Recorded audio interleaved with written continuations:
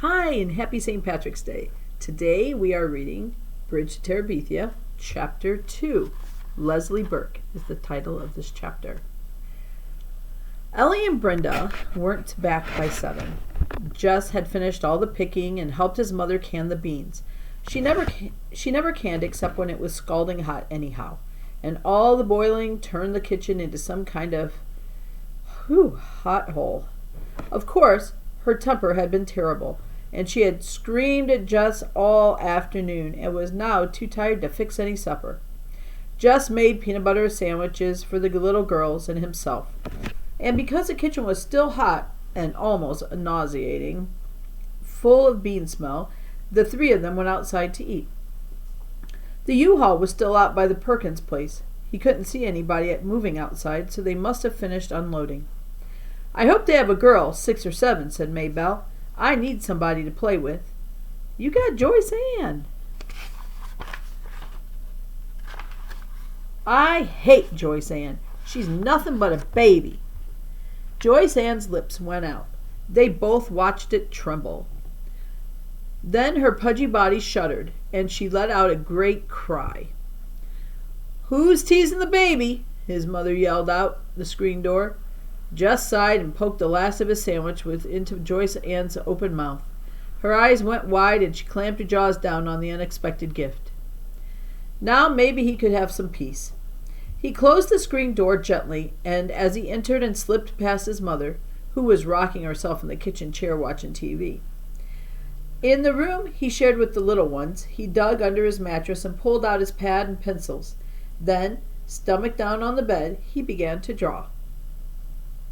Jess drew the way some people drink whiskey. The piece would start at the top of his muddled brain and seep down through his tired and tensed-up body. Lord, he loved to draw. Animals, mostly. Not regular animals like Miss Bessie or the chickens, but crazy animals with problems. For some reason, he liked to put his beasts into impossible fixes. This one was a hippopotamus, just leaving the edge of the cliff, turning over and over.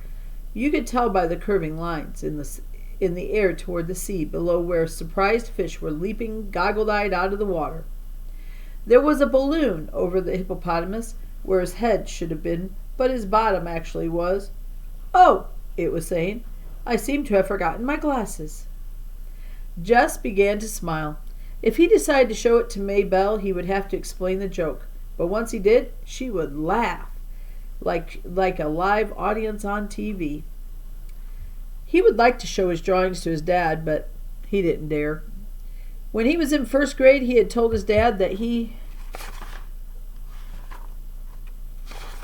wanted to be an artist when he grew up. He thought his dad would be pleased. He wasn't. "What are they teaching him in that doggone school?" he had asked. "Bunch of old ladies turning my only son into some kind of He had stopped on the word, but Jess had gotten the message. It was one you didn't forget, even after 4 years.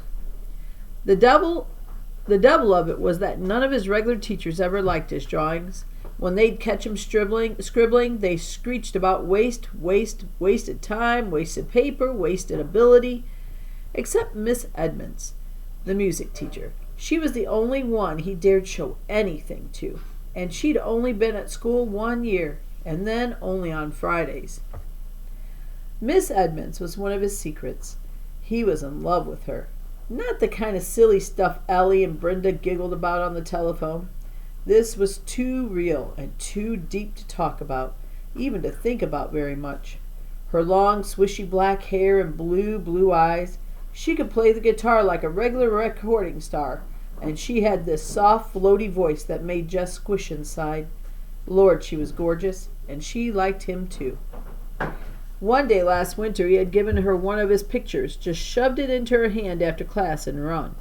The next Friday she had asked him to stay a minute after class. She said he was unusually talented, and she hoped he wouldn't let anything discourage him, but would keep it up. That meant Jess believed that she thought he was the best. It was not the kind of best that counted either at school or at home, but it was a genuine kind of best. He kept the knowledge of it buried inside himself like a pirate treasure. He was rich. very rich. But no one could know about it for now except his fellow outlaw, Julia Edmonds. "Sounds like some kind of hippie," his mother had said, when Brenda, who had been in 7th grade last year, described Miss Edmonds to her. She probably was. Just wouldn't argue that. But he saw her as a beautiful, wild creature who had been caught for a moment in that dirty old cage of a schoolhouse, perhaps by mistake. But he hoped, he prayed she'd never get loose and fly away.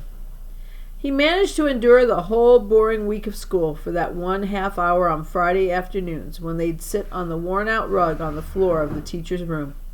There was no place else in the building for Miss Edmonds to spread out all her stuff and sing songs like "Beautiful Balloon," "This Land is Your Land," "Free to Be You and Me," blowing in the wind. And because Mr. Turner, the principal, insisted, God bless America. Miss Edmonds would play her guitar and let the kids take turns on the auto harp, the triangles, cymbals, tambourines, and bongo drum. Lord, could they ever make a racket. All the teachers hated Fridays, and a lot of the kids pretended to. But Jess knew what fakes they were, sniffing hippie and peacenik, even though the Vietnam War was over and it was supposed to be okay again to like peace. The kids would make fun of Miss Edmonds' lack of lipstick or the cut of her jeans. She was, of course, the only female teacher anyone ever had seen in Lark Creek Elementary wearing pants. In Washington and its fancy suburbs, even in Millsburg, that was okay. But Lark Creek was the backwash of fashion. It took them a long time to accept there was everyone there what everyone could see by their TVs was okay anywhere else. So the students of Lark Creek Elementary sat in their desks all Friday, their hearts thumping and with anticipation as they listened to the joyful pandemonium pouring out from the teacher's room, spent their allotted half hours with Miss Edmonds under the spell of her wild beauty and in the snare of her enthusiasms, and then went out and pretended that they couldn't be suckered by some hippie in tight jeans with makeup all over her eyes but none on her mouth. Just kept his mouth shut. It wouldn't help to try to defend Miss Edmonds against their unjust and hypocritical attacks. Besides, she was beyond such stupid behavior. It couldn't touch her. But whenever possible, he stole a few minutes on Friday just to stand close to her and hear her voice, soft and smooth as suede, assuring him that he was a neat kid. "We were alike," Jess would tell himself, "me and Miss Edmonds, beautiful Julia." The syllables rolled through his head like a ripple of guitar chords. "We don't belong at Lark Creek, Julia and me. You're the proverbial diamond in the rough," she'd said to him once, touching his nose lightly with the tip of her electrifying finger. But it was she who was the diamond, sparkling out of that muddy grassland, dirty brick setting. "Jessie!" Just shoved the pad and pencils under his mattress and lay down flat, his heart thumping against the quilt. His mother was at the door. "You milk yet?" He jumped off the bed. "Just going to." He dodged around her and out, grabbing the pail from beside the sink and the stool from beside the door, before she could ask him what he had been up to.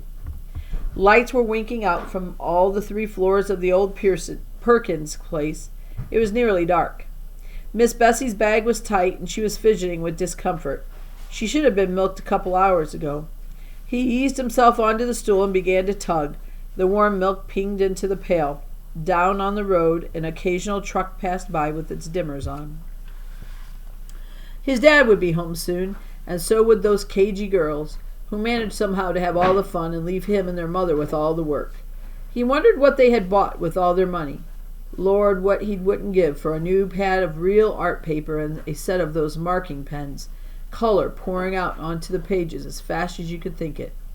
Not like stubby school crayons you had to press it down on until somebody complained about you breaking them. A car was turning in. It was the Timmonses. The girls had beat Dad home. Jess could hear their happy calls as the car doors slammed. Mama would fix them supper, and when he went in with the milk, he'd find them all laughing and chattering. Mama'd even forget she was